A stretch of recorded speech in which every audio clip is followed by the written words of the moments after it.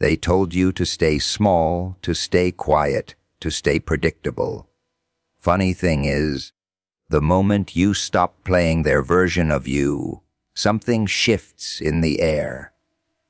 People don't always understand it, but they feel it.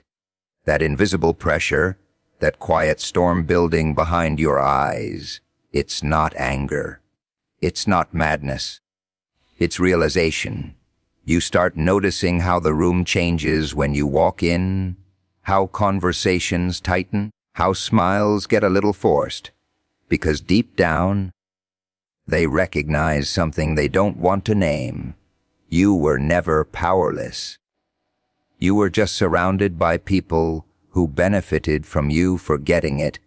You were never weak, not in the way they tried to define you, not in the way they labeled you when you were quiet, when you were unsure, when you were still learning how to stand in your own mind without collapsing under the weight of other people's expectations. Weakness was never your truth.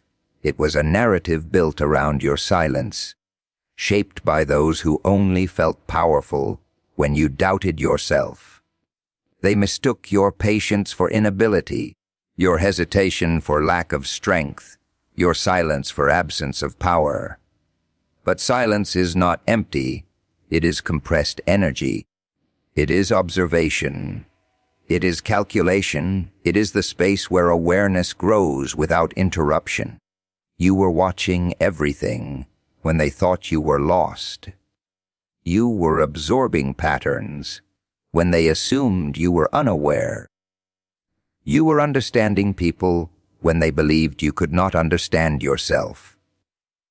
That is not weakness. That is containment. And containment always reaches a breaking point. There comes a moment when everything you have been holding without expression begins to reorganize itself inside you, not as confusion but as clarity. You stop reacting the way they expect. You stop shrinking to fit the roles assigned to you. You stop seeking permission for thoughts that were always yours.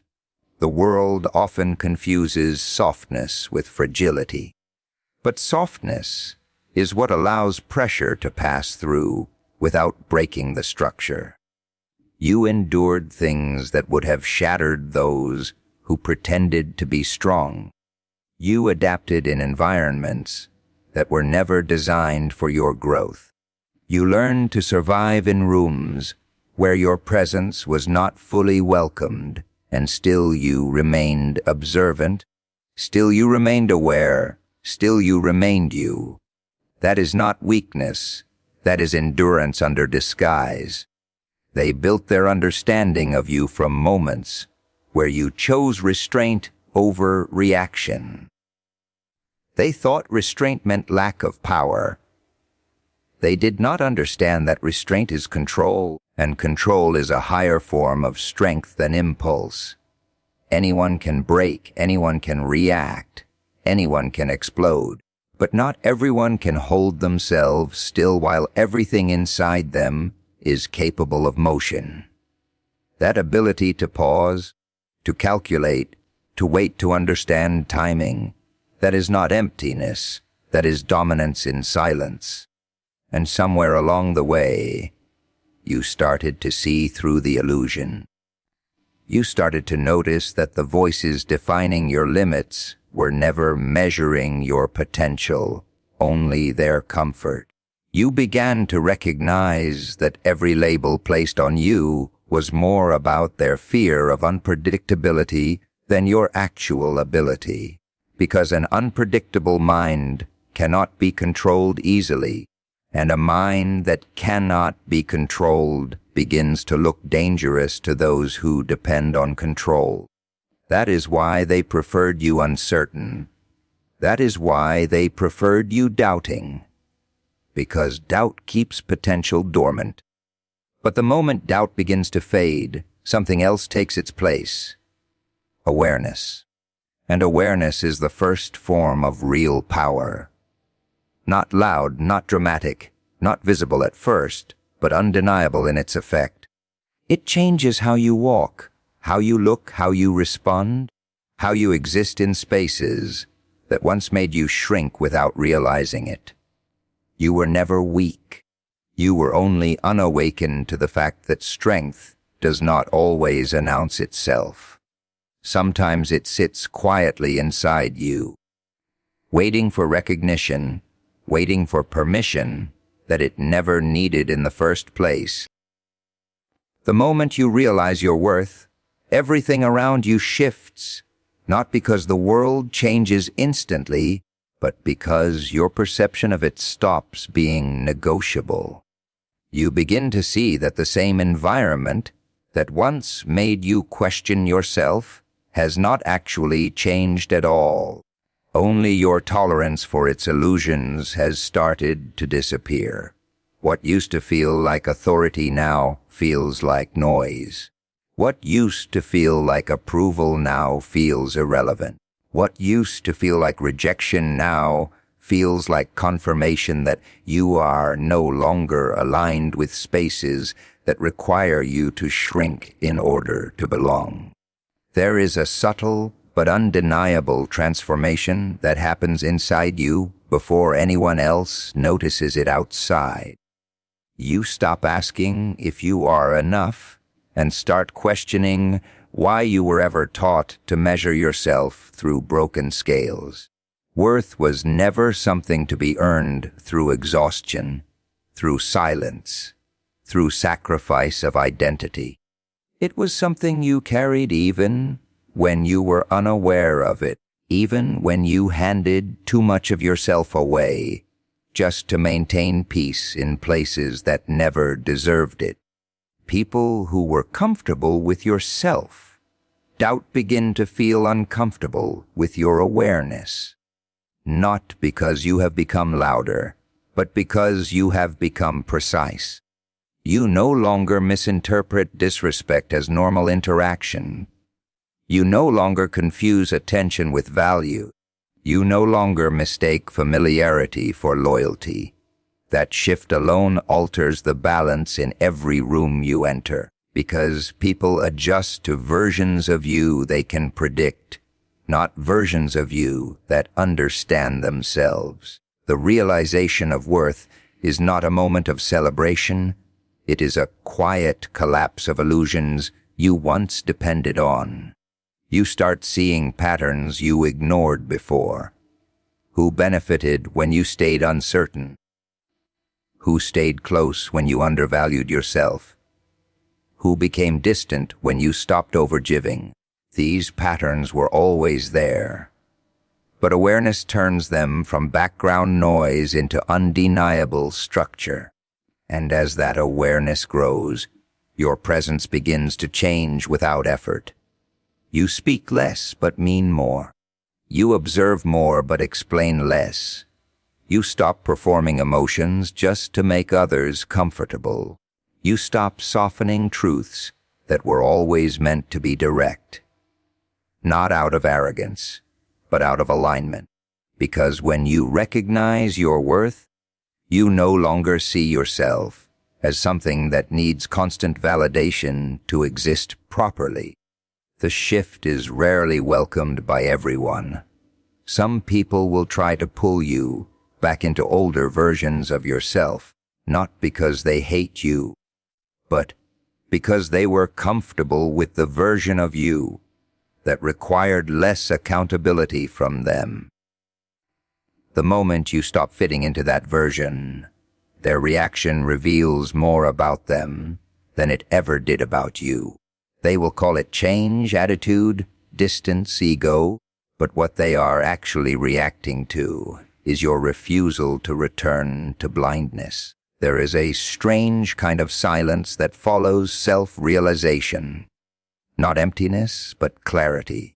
You begin to notice how much energy was spent maintaining relationships, situations, and expectations that never aligned with your actual value. And in that clarity, you stop chasing what does not recognize you. You stop lowering yourself to be understood by those who were never willing to look deeper than convenience. Everything shifts, not externally at first, but structurally within perception itself. And once perception changes, nothing remains truly the same again. Silence is your power.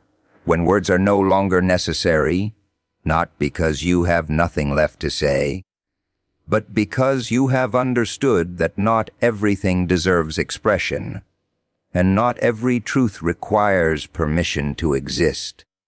There comes a stage where speaking becomes a reaction, and silence becomes a strategy. Most people misunderstand silence as absence, as emptiness, as retreat, but silence is often the most controlled form of presence. It is observation sharpened into awareness. It is patience refined into precision. It is restraint shaped into dominance without noise. When you begin to understand silence, you stop rushing to fill gaps in conversations that were never asking for your clarity. You stop explaining yourself to those who were never listening to understand. You stop defending thoughts that are already complete within you. Words lose their urgency because you realize urgency was never about truth. It was about validation, and validation is a demand that drains more than it builds. Silence gives you access to something words often destroy, which is control over timing. In silence, you are not reacting to the moment, you are studying it. You are reading what people reveal when they believe nothing is being taken in. You are noticing contradictions, patterns, shifts in tone, changes in behavior that spoken language often tries to hide, while others are busy performing their versions of reality. Silence allows you to see the raw structure beneath it. There is a difference between being quiet and being silent in power. Quietness can be accidental, but silence in power is intentional. It is chosen. It is maintained. It is used. When you choose silence, you are no longer participating in unnecessary exchanges of energy. You are deciding that your presence does not require constant explanation. You are allowing your existence to be felt rather than announced. People begin to misinterpret that silence. They assume distance where there is observation. They assume ignorance where there is understanding. They assume submission where there is calculation. But silence does not need correction. It does not need to prove itself. It continues unaffected by interpretation because its strength is not dependent on being understood immediately. In silence, your mind becomes louder than the environment around you, but in a controlled way. You start hearing things that words would have interrupted. You begin to notice what people say when they are not trying to impress, what they reveal when they forget to perform, what they expose when they believe they are safe. Silence becomes a lens that sharpens perception instead of dulling it, and slowly you realize that most power struggles are built on reaction. Whoever reacts first often loses control of the situation. Silence breaks that pattern. It removes predictability. It creates space where others are forced to reveal themselves while you remain unchanged. In that stillness, you are not participating in chaos. You are studying it from a distance that protects clarity. Silence also removes the need to argue for your position, because arguments often assume that truth is something that must be defended loudly. But real understanding does not require defense. It requires recognition. And recognition does not come from volume. It comes from clarity that stands untouched even when challenged. There is a point where silence stops being something you use and becomes something you are comfortable within. It stops feeling like absence and starts feeling like structure. It becomes the space where your thoughts are not interrupted by external noise, where your awareness is not diluted by unnecessary engagement, where your presence is no longer scattered across explanations that never needed to exist in the first place. People don't fear you, not in the way they claim, not in the way they explain it to themselves when they try to sound rational about their discomfort. What they fear is not your current state, not the version of you standing in front of them today, but the version of you that is quietly forming beneath everything they can see. They react to possibility, not presence. They respond to potential, not proof. And potential is always more unsettling than reality because it cannot be measured in its early stages, only sensed. There is something unsettling about a person who is no longer fully predictable, not because they have changed dramatically, but because they have started to notice themselves in ways that cannot be reversed. People become comfortable with limits they can recognize. They build expectations around your patterns, your responses, your silence, your compliance.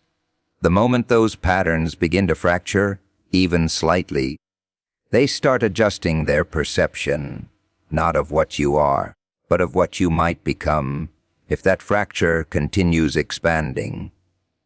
What they fear is not aggression, not confrontation, not loud defiance. Those are simple to categorize, simple to label, simple to contain. What unsettles them is evolution without announcement. When someone starts shifting internally, without seeking permission, without broadcasting intention, without waiting for validation, the entire structure others built around them starts to lose stability. Because control depends on predictability, and predictability depends on stagnation. They were never observing your strength as it is. They were observing your strength as it was convenient for them to interpret. Every time you held back, every time you stayed quiet, every time you chose restraint, they translated it into permanence. They assumed stillness meant limitation. They assumed patience meant absence of ambition. They assumed silence meant absence of direction. But they were only reading snapshots of a process that never stopped developing underneath. And somewhere in that unseen development, you stopped being fully available for those interpretations. You stopped reacting in ways that confirmed their assumptions. You started existing with a layer they could not access directly. That layer is what creates discomfort, because people can adjust to who you are, but they cannot easily adjust to who you are becoming.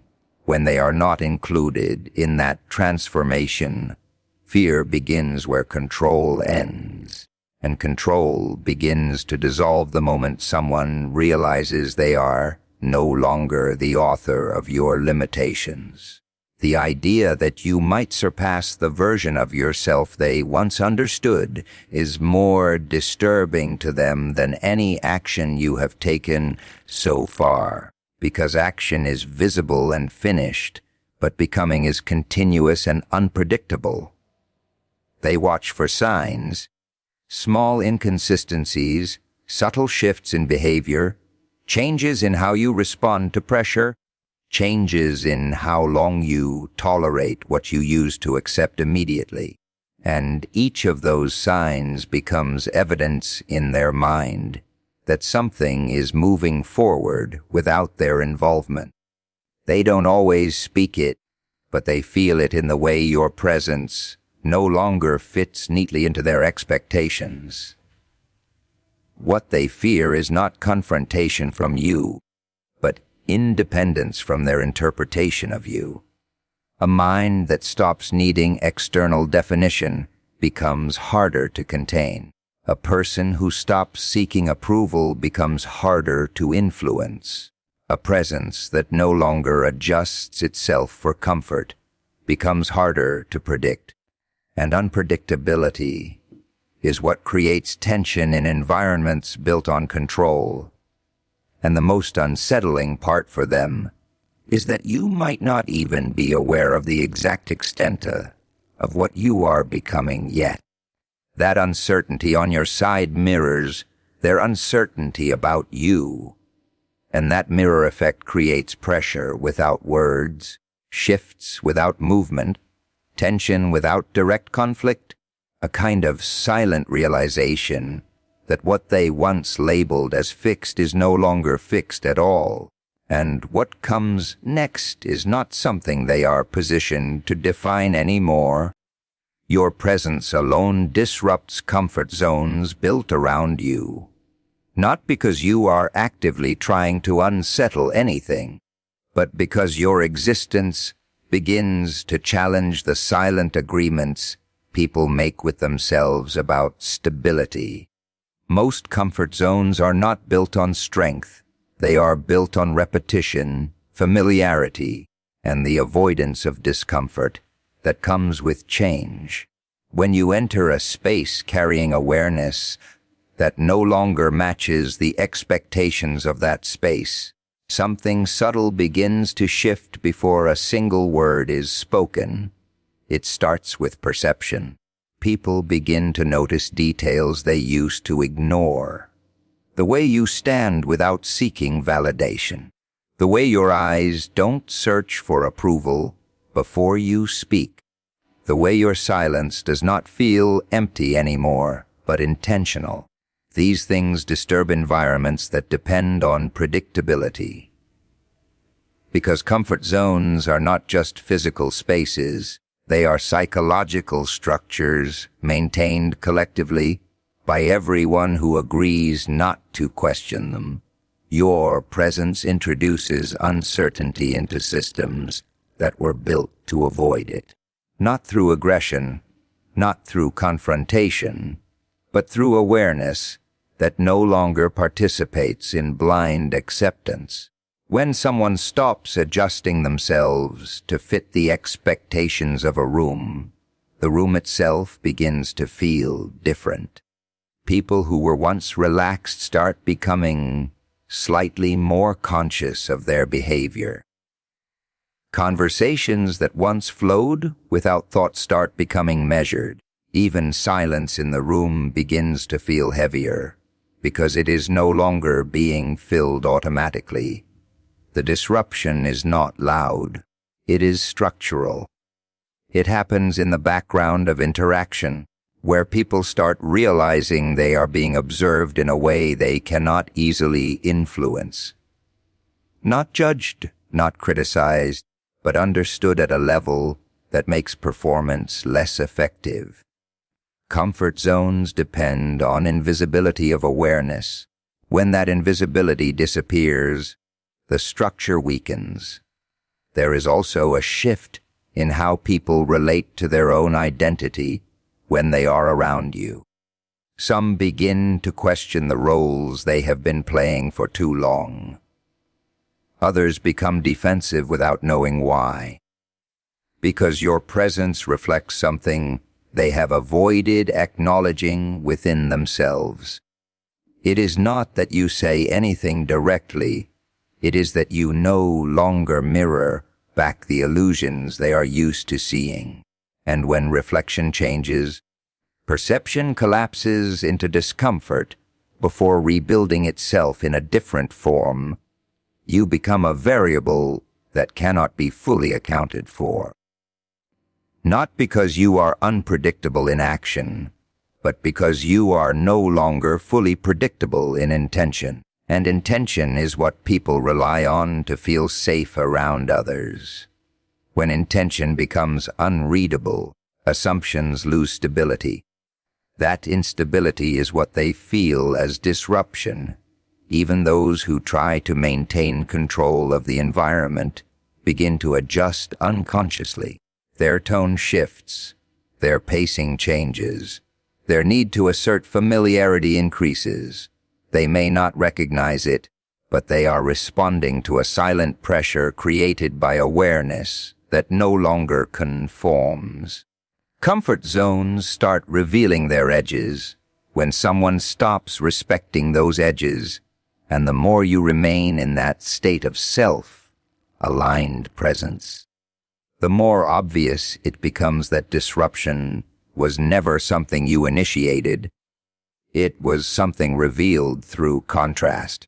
Because what you carry is not noise, it is clarity that does not ask permission to exist within spaces that were designed to remain unquestioned. Spaces that were never prepared for awareness that does not shrink itself.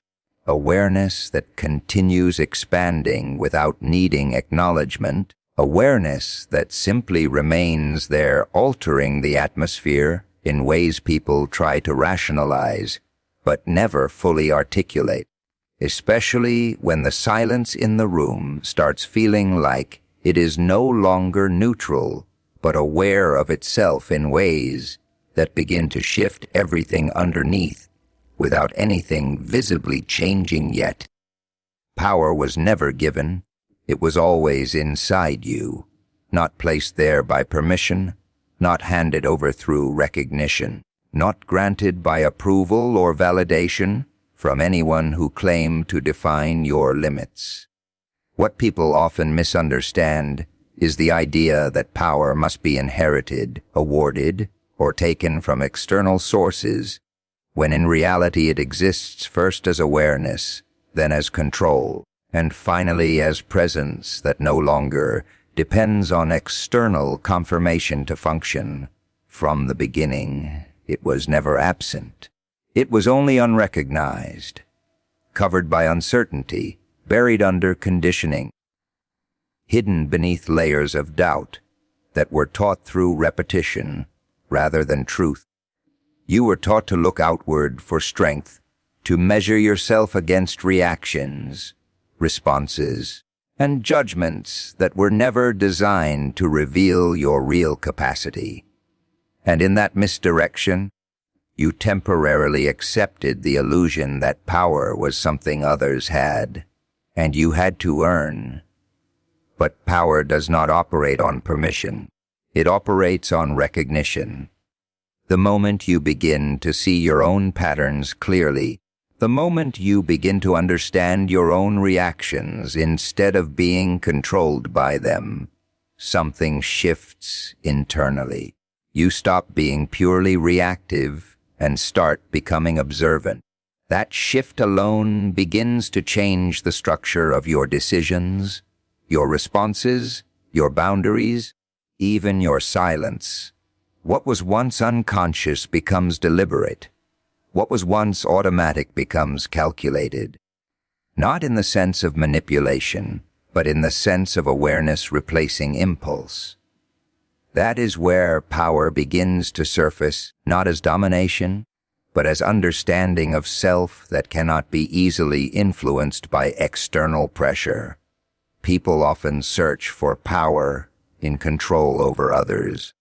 But real power starts with control over internal instability. When your emotions stop dictating your direction, when your reactions stop defining your identity, when your presence is no longer dependent on external approval, you begin to move differently in the world.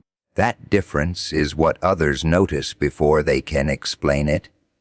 They may interpret it as confidence, arrogance, distance, or change, but what they are actually witnessing is alignment, a state where internal awareness no longer contradicts external behavior. That alignment removes inconsistency, and inconsistency is what makes people predictable and easily influenced. Once inconsistency fades, influence becomes harder to apply. There is also a shift in how you perceive resistance. What once felt like opposition starts feeling like noise that no longer alters direction. Challenges no longer define your stability because stability is no longer built on external conditions. It is built internally, where external conditions can no longer fully disrupt it. That is not detachment. It is independence of interpretation, and in that independence, something subtle happens in how others respond to you. They begin to sense that influence does not work the same way it used to. Attempts to provoke reactions become less effective. Attempts to define your limits become less convincing. Attempts to place you into familiar categories begin to fail. Because categories require predictability, and predictability requires external control, both of which start dissolving when internal awareness takes precedence. Power was never outside you waiting to be discovered. It was inside you waiting to be acknowledged without distortion. And once acknowledged, it does not announce itself loudly. It does not seek validation. It simply becomes the way you exist, the way you observe, the way you remain unchanged by what once had the ability to define you from outside, the way presence itself begins to carry weight without needing explanation or reinforcement, the way silence and awareness start functioning together without requiring approval from anything beyond itself.